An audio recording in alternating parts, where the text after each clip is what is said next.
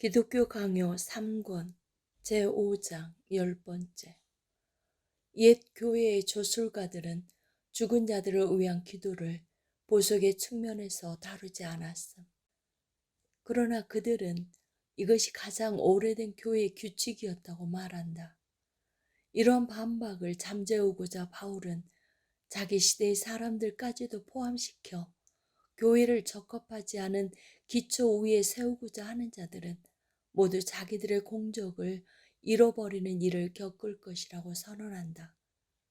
그러므로 나에게 대적하는 자들이 죽은 자들을 위한 기도가 1300년 동안 실행되어져 온 관습이었다고 반박하는 것에 대해서 나는 도리어 그들이 하나님의 어떤 말씀에 의해서, 어떤 계시에 의해서, 어떤 예를 쫓아서 그렇게 했는지를 되묻고자 한다.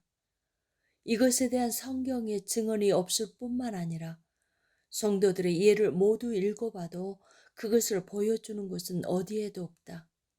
애도하는 것이나 매장하는 의무에 대한 부분을 다루는 곳에서는 많은 기록이 있고 때로는 상세한 설명도 찾아볼 수 있지만 이러한 기도에 대해서는 토시 하나도 발견되지 않는다.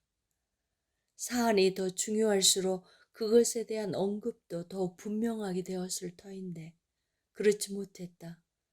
심지어 죽은 자들을 위하여 기도를 퍼부은 고대 저술가들도 정작 이 문제에 있어서는 하나님의 명령도 합법적인 예도 모두 결여되어 있음을 깨닫게 되었다.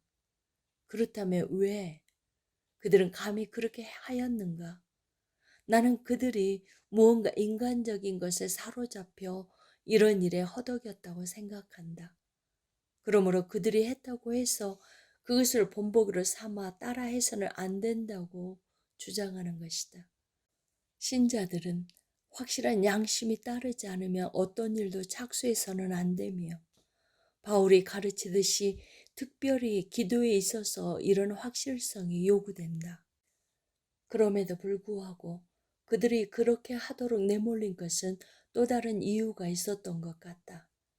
즉 그들은 자기들의 슬픔을 경감시켜 줄 위로를 찾고 있었으며 죽은 자들을 향한 사랑의 증언을 하나님 앞에서 보이는 것이 몰인정해 보이지 않았던 것이다. 모든 사람은 경험을 통하여 사람의 본성이 이런 감정에 어떻게 쏠리게 되는지를 알고 있다.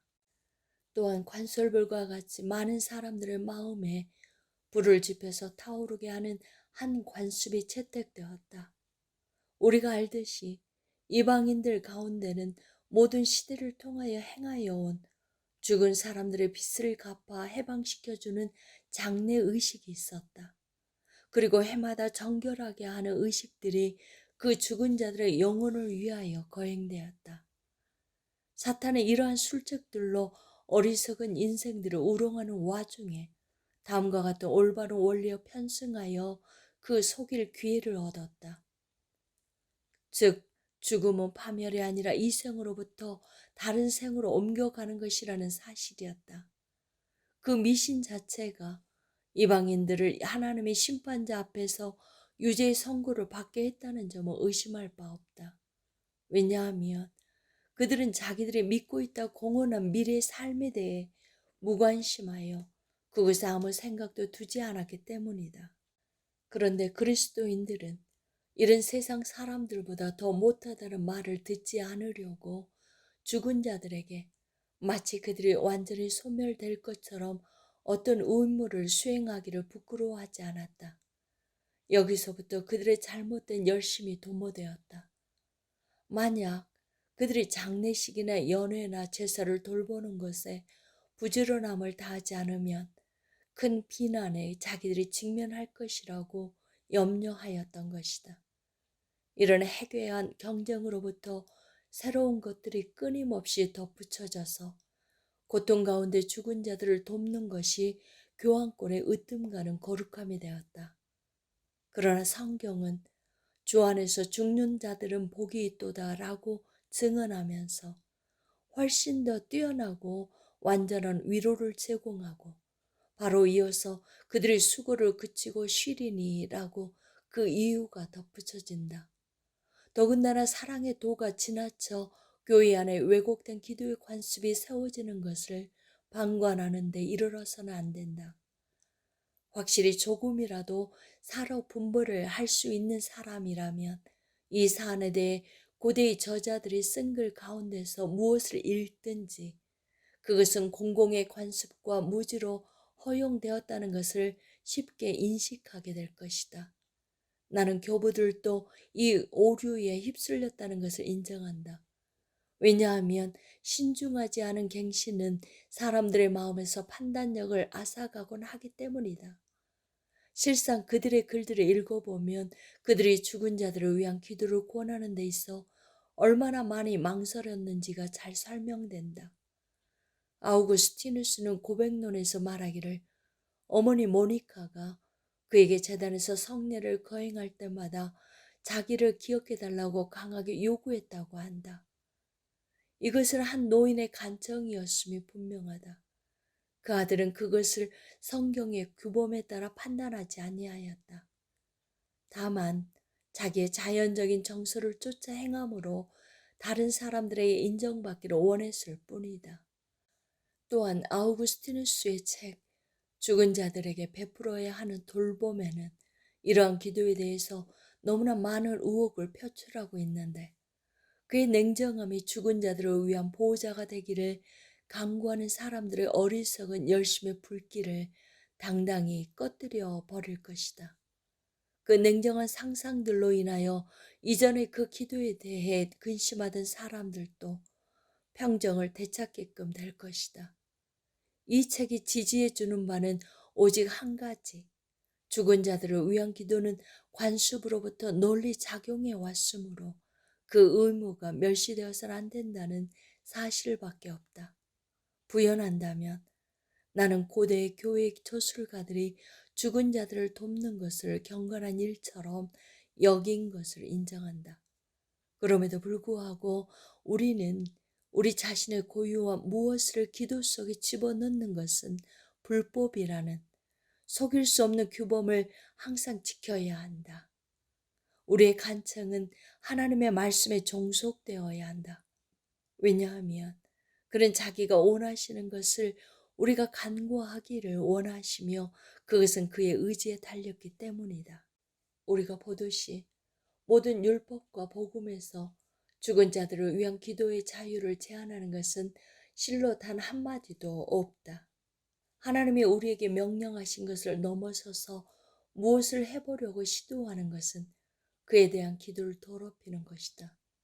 그러나 우리에게 대적하는 자들이 고대 교회가 이른바 오류에 있어서 자기들의 동료라도 되듯이 우쭐대지 못하도록 나는 그들과 고대 교회 사이에는 큰 괴리가 있다는 사실을 말하고자 한다. 옛날 사람들은 자기들이 죽은 자들에 대한 모든 관심을 버린 것처럼 보이지 않으려고 그들을 기념하며 기도하였다. 그럼에도 불구하고 그들은 자기들이 죽은 자들의 상태에 대해서는 의심을 하였다고 인정하였다. 연옥에 대해서 그들은 어떤 확실한 것도 주장하지 않았으며 그것이 불확실하다고 여겼다. 그러나 지금 사람들은 자기들이 연옥에 대해 꿈꿔온 것을 의심 없이 신앙의 조항으로 견지할 것을 요구한다. 옛날 사람들은 성찬의 교제 가운데서 드물게 그리고 단지 행사를 치를 목적으로 자기들에게 속한 죽은 자들을 하나님께 맡겼다. 그러나 지금 사람들은 죽은 사람들을 돌보는 것을 끈질기게 강요하고 성가시게 선포함으로써 모든 사랑의 직분보다 그것을 더 우선시하도록 영향력을 행사한다. 참으로 고대 저술가들이 당시에 행해지던 죽은 자들을 위한 기도를 모두 뒤집어 엎었음을 명백하다. 그들의 증언들을 제시하는 것은 결코 어렵지 않다. 이러한 맥락에서 아우구스티누스는 육체 부활과 영원한 영광이 모든 사람에 대해 대망되나 누구든 죽을 때 자격을 갖춘 사람에게만 죽음 후에 안식이 따른다고 가르친다. 이러하므로 모든 경건한 사람은 선지자, 사도, 순교자와 다름없이 죽음 후 즉시 복된 쉼을 누린다고 그는 증언한다. 그들의 조건이 이러하다면 우리의 기도로 그들에게 줄 수 있는 것이 무엇인지 나는 묻고 싶다. 그들이 단순한 마음을 지닌 사람들을 현혹시킨 우둔하기 이를 데 없는 미신들에 대해서는 생략하기로 한다. 그것들은 수를 셀 수 없으나 대부분 너무나 흉측해서 기품이 없는 색으로는 그 가장자리를 그려낼 수도 없다. 또한 나는 세상의 그 심각한 아둔함 속에서 자기의 유욕을 채워온 극히 모렴치한 저 상사치들에 대해서도 침묵하겠다. 왜냐하면 이를 다루면 끝이 없을 것이기 때문이다.